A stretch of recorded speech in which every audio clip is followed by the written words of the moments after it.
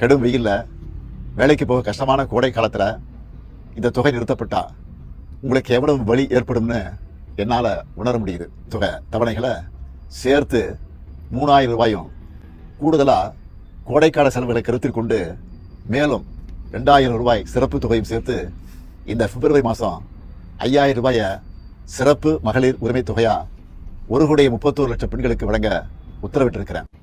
Stalin sir, വിജയണ്ണൻ വരുന്നതിന് കുറച്ച് ഭയം വന്നു തുടങ്ങിയില്ലേ?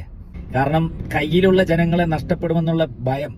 സ്റ്റാലിൻ സാർ, ഇപ്പോ പൈസ കൊടുത്തിട്ട് ജനങ്ങളെ കയ്യിലെടുക്കാനുള്ള കളി തുടങ്ങിയല്ലേ? ഈ 5000 രൂപ സാർ, 1 കോടിന്റെ മുകളിൽ ആൾക്കാർക്ക് 5000 രൂപ കൊടുക്കുക, എന്താണിത്?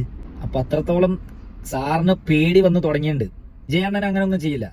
അല്ലെങ്കിൽ വിജയണ്ണന് സിനിമ വിട്ട് പൊളിറ്റിക്സിലേക്ക് വരേണ്ട ഒരു കാര്യമില്ല. കാരണം എന്താ വെച്ചാല് സിനിമയിൽ തന്നെ അത്യാവശ്യം 200 സംതിങ് കോടി കിട്ടിക്കൊണ്ടുന്ന ഒരു വ്യക്തിയാണ്. പൈസ കൊടുത്ത് ഒരിക്കലും വിജയണ്ണന് വോട്ട് വാങ്ങൂല. കാരണം വിജയണ്ണനെ നമുക്കറിയാം.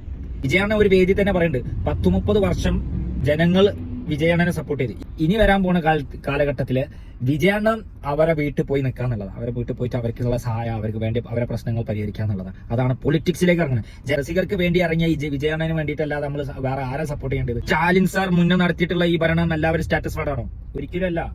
അണ്ണൻ ഈ ഇലക്ഷനിൽ ജയിക്കണം എന്നാണ് പറഞ്ഞു വരുന്നത്. സ്റ്റാലിൻ സാർ, കോൺഫിഡന്റ് ആയിരുங்க, നല്ലത് നടക്കും, വെട്ടി നിശ്ചയം. വീണ്ടും സന്ധിക്കും വരെ വണക്കം.